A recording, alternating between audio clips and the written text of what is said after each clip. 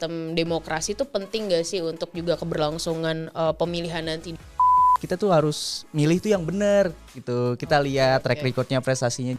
Itu sih salah satu profil impian. Nah, kalau dari lu Van gimana? Ada gak? Gue juga setuju gitu. Dan paling yang perlu di-highlight adalah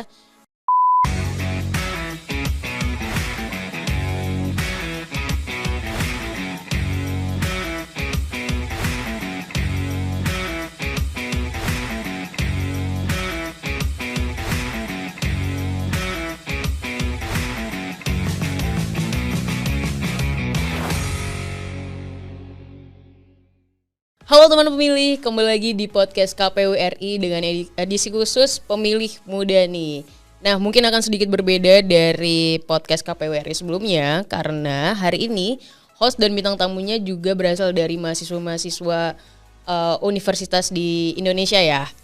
Nah, dengan gue Vanessa Aprilia, mahasiswi broadcasting semester 8, akan ditemanin sama salah satu mahasiswa juga dari salah satu universitas di Indonesia. Ada Mas Firly. Mungkin boleh perkenalan dulu Mas ke teman-teman pemilih semua. Ya, halo teman-teman pemilih. Perkenalin gue Firly Amar Naswa, biasa dipanggil Amar, dan saat ini gue semester 4 di Universitas Negeri Jakarta. Nah Mar, gue boleh tahu gak sih lo di UNJ tuh jurusan apa? Di jurusan Ilmu Komunikasi. Semester? Lebih tepatnya itu di semester 4. Ya. Berarti untuk peminatannya tuh udah milih atau belum Mar? Untuk peminatan kemungkinan itu di semester depan, kayak di semester 5 kemungkinan atau di semester 6. Kalau untuk saat ini belum ada. Tapi untuk plan mau kemananya udah tahu nih?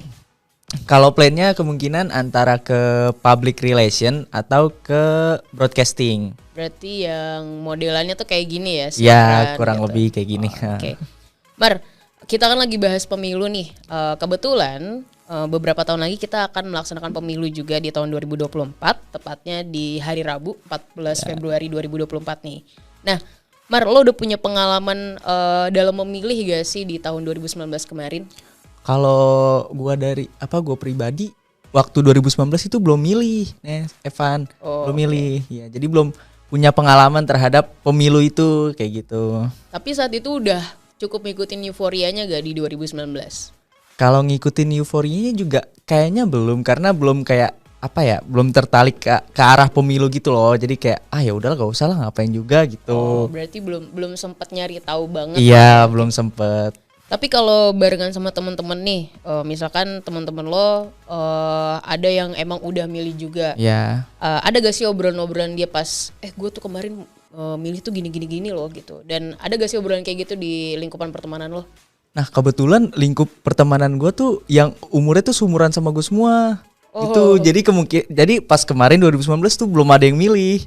Oke. Iya. Berarti kalau teman-teman lo nih sama nih nasibnya kayak lo juga. Iya, baru nanti tahun depan baru bisa milih. Oke. Nah, kalau misalkan kita lebih intim lagi di konteks keluarga nih. Ya. Ibu bapak di rumah tuh ngikutin banget gak sih euforianya atau kayak ya udah gitu? Kayak itu lebih ke ya udah gitu, biasa aja gitu, nggak euforia banget, nggak kayak harus ini itu, nggak sampai kayak gitu. Oke. Nah, kalau tadi kita udah ngomongin soal berarti lo belum sempat milih, berarti lo tuh masuk ke dalam kategori pemilih pemula ya? Ya. Karena belum sama sekali ngerasain pemilu. Dan juga baru nanti 2024 baru jadi start jadi ini ya teman pemilihnya. Iya benar. Nah Mar, kita kan sebagai mahasiswa nih pastikan kalau Amar juga sedikit inget gitu kan, peran mahasiswa itu kan salah satunya adalah sebagai agent of change gitu ya, sebagai agen perubahan. Nah menurut lo nih Mar, terkait keberadaan kita sebagai mahasiswa tuh penting gak sih untuk sama-sama bisa memilih pilihan yang tepat di pemilu 2024 nanti? Kalau menurut gue pribadi itu penting sih, karena kan jatuhnya kita nanti milih adalah orang-orang yang akan meneruskan bangsa ini selanjutnya gitu kan. Kayak jadi kita tuh harus benar-benar memilih dengan memperhatikan dianya siapa gitu loh. Kayak kita bisa lihat track record dia, kita bisa lihat prestasi-prestasi dia, kita bisa lihat visi misi dia gitu loh. Kalau emang sesuai dengan hati nurani kita, ya udah kita pilih dia. Tapi kalau enggak, ya kita cari yang sesuai dengan hati nurani kita, dan jangan sampai golput. Karena kan benar. Setuju, ya, setuju. karena kan itu kan buat apa masa depan bangsa kita, daerah-daerah Untuk 5 kita. tahun ke depan ya. Iya, Oke. benar. Nah, kalau lo sendiri nih kira-kira persiapannya untuk pemilu 2024 nanti itu gimana? Persiapannya sejauh ini sih masih bisa dibilang masih awal-awal banget karena baru ya baca-baca sedikit tentang siapa aja yang bakal maju, terus ngelihat dia gimana ke belakang-belakangnya tuh dia tuh kayak gimana, kayak gitu. Jadi kayak baru sedikit lah.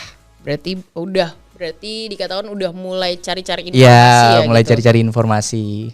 Oke, berarti kalau kita ngomongin pemilu, kita berarti juga ngomongin soal demokrasinya juga. Ya, Bener gak sih nih teman-teman pemilih? Iya, teman-teman pemilih. Pasti kan dari kita pemungutan suara, kemudian udah ada hasil, kemudian diakumulasikan juga nih ya Ya. voting-votingnya akan memunculkan satu pemimpin baru. Gitu. Ya, benar. Dari lo sendiri tuh melihat sistem demokrasi itu penting gak sih untuk juga keberlangsungan pemilihan nanti di 2024? Ya sistem demokrasi jelas penting lah. Maksudnya kan demokrasi itu kan dari rakyat, untuk rakyat, dan oleh rakyat gitu kan. Semuanya itu ada di tangan rakyat, jadi rakyat yang menentukan kembali gitu. Nih kita mau siapa nih pemimpinnya nih gitu kan. Jadi kayak sistem demokrasi itu tetap penting di Indonesia karena rakyat juga kan yang nentuin. Maka dari itu sebagai rakyat kita tuh harus milih tuh yang benar gitu. Kita lihat track recordnya, prestasinya, jadi biar di kemudian hari kita tuh nggak nyesel kayak aduh kenapa gue milih dia ya, ternyata dia begini, dia begitu, ya salah sendiri, kenapa nggak dicari tahu lebih dulu. Oke, gitu. berarti itu alasannya juga biar nggak ada golput ya. Iya, benar. Oke. Nah, teman pemilih, obrolan gue sama Amar akan berlanjut, tapi kita jeda dulu ya. Oke, siap. Jangan kemana-mana, tetap di podcast KPU RI.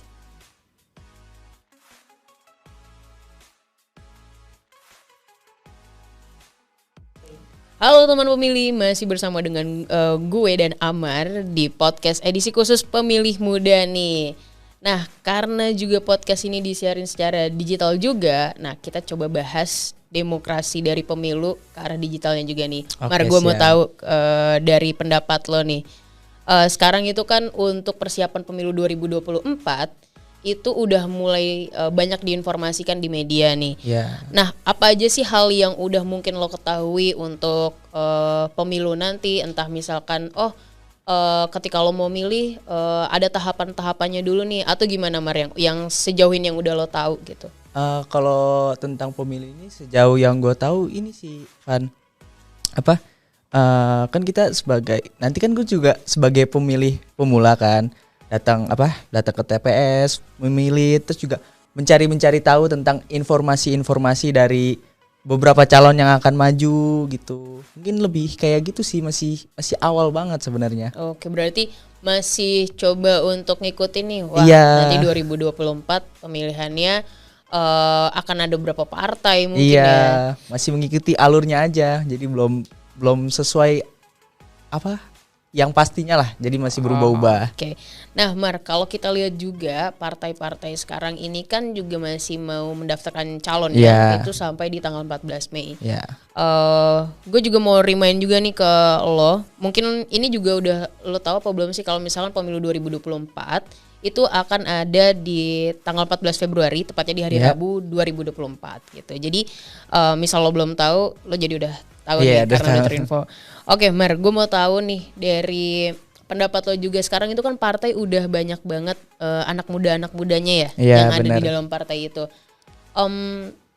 Ada gak sih sesuatu hal yang akhirnya bikin lo tertarik untuk membahas gimana euforia pemilu 2024? Karena sekarang tuh udah banyak digandrungi sama anak-anak muda nih di dalam parpolnya.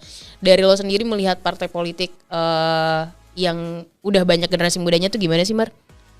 Kalau menurut gue tentang hal itu berarti partai politik itu menyesuaikan dengan kondisi sekarang gitu. Partai-partai tersebut beradaptasi lah, lebih jelasnya beradaptasi dengan memanfaatkan anak-anak muda yang lebih ke arah gadget, lebih ke arah teknologi segala macamnya. Jadi dia memanfaatkan hal-hal tersebut untuk ya membuat citra baik partai politiknya, lebih kayak gitu sih.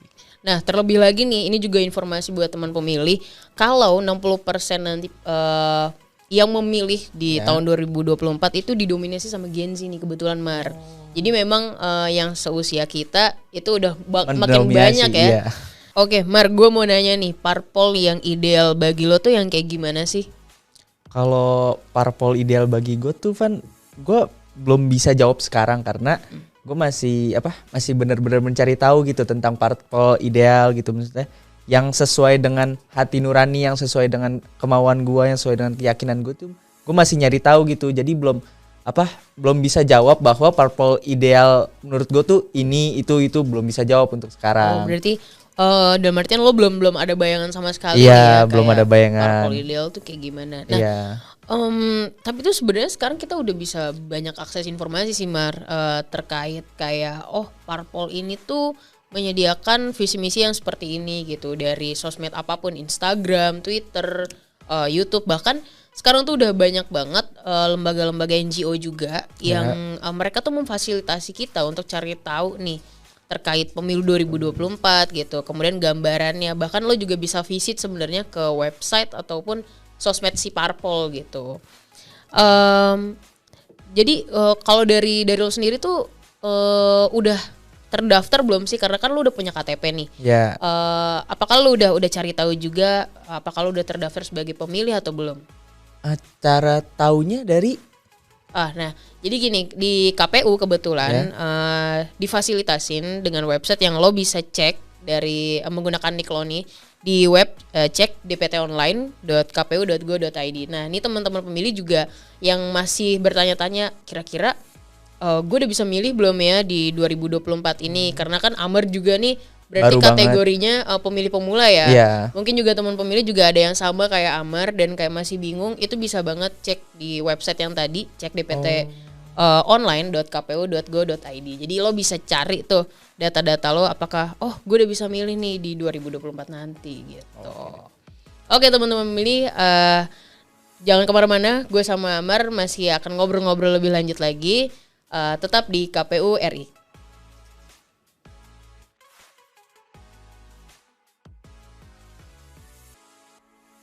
Halo teman pemilih, masih kembali bersama dengan gue Vanessa dan juga Amar.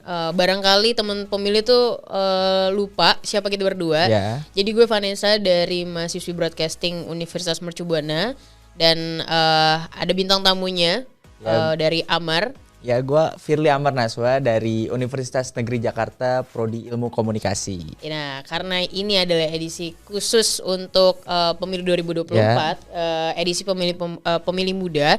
Jadinya kita take over nih dengan mahasiswa sebagai hostnya dan juga bintang tamunya juga. Oke. Nah, Mar, tadi kan kita udah ngobrolin beberapa hal seputar demokrasi gitu, kemudian euforia pemilu, kemudian tadi ada bahas juga tentang partai politik ideal menurut Amar tuh gimana. Nah sekarang tuh ada beberapa pertanyaan yang datangnya tuh dari netizen juga nih Mar. Oke, nah pertanyaan pertama ini dari Mumung 140.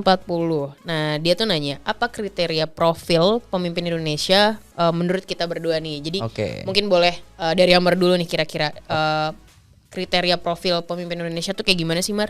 Pemimpin berarti kemungkinan besar ini arahnya ke presiden ya. Betul. Oke. Berarti kalau misalkan dari gua pribadi sih, kalau untuk presiden itu lebih ke arah omongannya yang sesuai ketika dia lagi apa namanya? Kalau masa-masa sebelum pemilihan. Kampanye gitu. Iya, lagi kampanye gitu. Apa kata-katanya, citranya itu dibuktikan ketika dia kampanye dan ketika sesudah dia menjabat sebagai presiden, itu seharusnya kata-katanya atau hal yang ingin dia lakukan itu seharusnya bisa dibuktikan dengan baik, dengan jelas. Nah, itu sih salah satu profil impian. Nah, kalau dari lu Van gimana? Ada gak? Kalau dari gue sih kriteria profil pemimpin ya. Ya tadi kayak yang udah lo sebutin beberapa. Gue juga setuju gitu. Dan paling yang perlu di-highlight adalah jadi pemimpin itu kan gak gampang ya. Dalam artian kita bukan cuma nampung satu atau hidup dua orang, tapi banyak banget gitu. Satu Indonesia ini tumpuannya hanya ada di satu orang ini gitu loh. Jadi ketika dia punya visi misi gitu, ketika dia punya impian yang memang akan dia capai, ketika dia menjabat itu harus benar-benar bisa dijalankan dengan baik gitu. Dan yang paling utama adalah mengutamakan juga nih kesejahteraan juga buat rakyatnya gitu. Karena kan ya dia juga dipilih Pilih oleh dari kita rakyat, juga ya. ya kan, dari rakyat. Kemudian ya dia bekerja juga untuk rakyat. Iya, Jadi benar. perlu banget sih ditanemin tujuan utamanya yaitu bekerjanya untuk rakyat gitu. Oke, siap. Bukan untuk kepentingan pribadi ya. Betul banget, bukan untuk kepentingan pribadi. Nah, barangkali teman pemilih juga punya kriteria profil Ya, juga nih, ya. punya kriteria Itu sendiri-sendiri. boleh banget tuh di-share bareng kita juga Ya. nih. Oke Mar, next ada pertanyaan lanjutan dari PPK Cipongkor. Oke. Nah, pertanyaannya adalah sejauh mana pemilih muda memanfaatkan ruang sebagai penentu demokrasi Indonesia nih? Berarti kayak lo dan gue lah ya Yeah. gitu sebagai pemilih muda. Gimana sih andil kita dalam demokrasi untuk katakanlah untuk pemilu 2024 ini?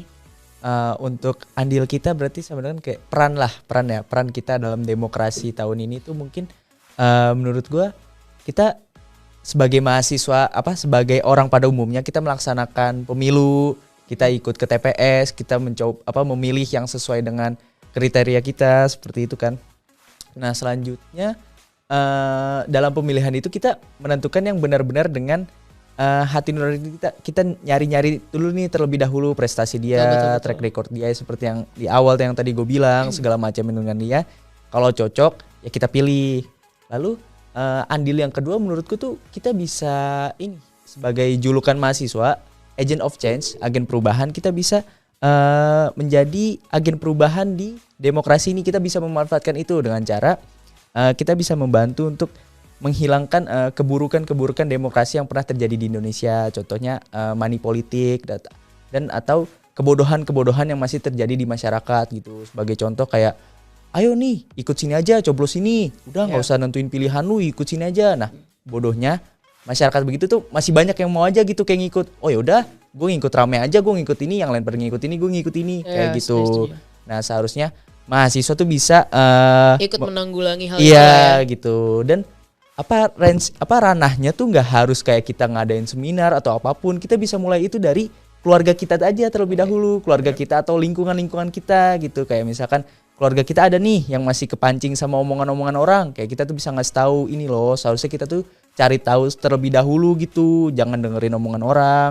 Dan atau kita bisa ke tetangga-tetangga kita, kayak istilahnya masih di lingkup-lingkup terdekat kita aja gitu. Bisa dimulai dari situ. Mungkin itu sih. Oke. Nah, kalau dari gue juga nih ya terkait gimana sih pemilih muda memanfaatkan ruang untuk demokrasi sekarang. Kalau tadi kan lo udah membahas kayak kita datang ke TPS-nya, kita pilih juga sesuai hati nurani kita. Nah, ini juga bagian yang gak kalah penting adalah kita juga perlu tahu dulu nih gitu. Calon-calon yang nantinya akan ada nih yang akan kita pilih, kira-kira visi misi kedepannya akan seperti apa bener. Gitu. Kemudian dari kebijakan-kebijakan yang nantinya akan dia jalankan, kira-kira dampaknya akan seperti apa gitu. Karena kan kalau kita lihat pasti kan ya nanti pemimpin tuh ada plus dan minusnya gitu. Iya benar banget. Cuma seberusaha mungkin kita punya pemimpin yang memang lebih banyak hal-hal yang bisa dia jalankan untuk kebaikan banyak orang gitu. Dan kita juga sebagai mahasiswa tuh tadi ketika Amar mention tentang agents of perubahan, agents of change gitu, agen perubahan. Berarti kan di sini juga kita bisa sama-sama ya mengawal mereka ketika menjabat. Kira-kira dari kebijakan-kebijakannya yang pernah dicetuskan ketika kampanye apakah terrealisasi dengan baik gitu atau enggak gitu. Jadi kita bisa nih mengawal mereka dan memberikan juga kritik dan pendapat kita gitu terhadap kinerja mereka juga.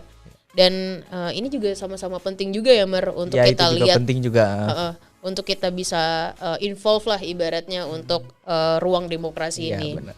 Nah, kalau teman-teman pemilih kira-kira sejauh mana sih pendapat kalian juga nih terkait pemilih muda itu bisa mengisi ruang demokrasi terutama untuk pemilu 2024 nanti. Oke.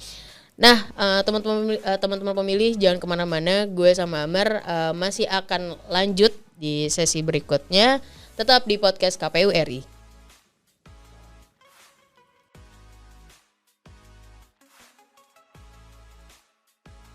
Halo teman pemilih, masih bersama dengan gue dan Amar di podcast edisi khusus Pemilih Muda.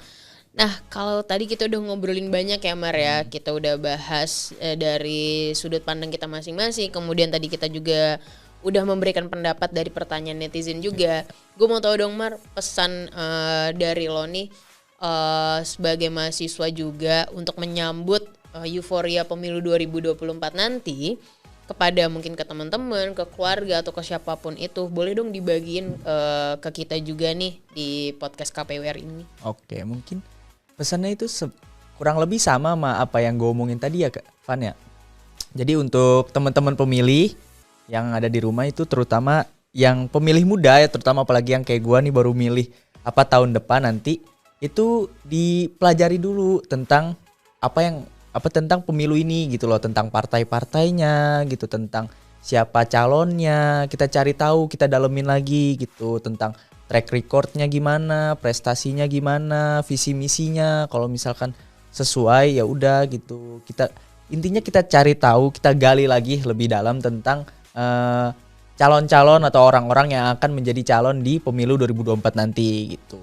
Oke, nah mungkin gue mau nambahin sedikit juga ya. Nah teman-teman pemilih juga perlu cari tahu juga nih, apakah kalian udah terdaftar di TPS dekat rumah kalian dengan tadi yang udah sempat gue mention, dengan cek dptonline.kpu.go.id untuk cek apakah kita udah bisa nih jadi pemilih di pemilu 2024 nanti. Kemudian betul tadi kata Amar juga, kita mesti harus cari tahu juga nih terkait pemimpin-pemimpin nantinya yang akan kita pilih juga ya, dalam lingkup negara, kemudian provinsi, bahkan sampai di tingkat kabupaten. Itu juga menjadi andil bagi kita untuk sama-sama milih ya. Ya, benar banget. Oke, teman-teman pemilih, terutama thank you buat Amar yang udah hadir di podcast edisi khusus KPWR ini dengan pemilih muda, dan juga terima kasih buat teman pemilih yang udah ikutin obrolan kita berdua dari tadi. Saksikan terus untuk podcast edisi khusus KPWRI di edisi pemilih muda selanjutnya. Dari Amar, kira-kira gua mau ngajak lo sih untuk apa tuh? Untuk sama-sama nyebutin tagline dari podcast KPWRI ini dari edisi khusus pemilih muda. Jadi tagline-nya itu adalah, kalau gue ngomong podcast KPU, lo bisa lanjutin terdepan bicara kepemiluan. Oke. Mungkin teman pemilih muda juga harus ingat-ingat juga nih tagline kita tuh apa ya kira-kira. Oke. Gue mulai aja kali ya. Ya boleh. Tadi terdepan dalam bicara. Terdepan bicara kepemiluan. Terdepan bicara kepemiluan. Oke. Podcast KPU. Terdepan bicara kepemiluan. Oke, thank you buat teman-teman pemilih muda. Sampai bertemu di episode selanjutnya. Sampai bertemu.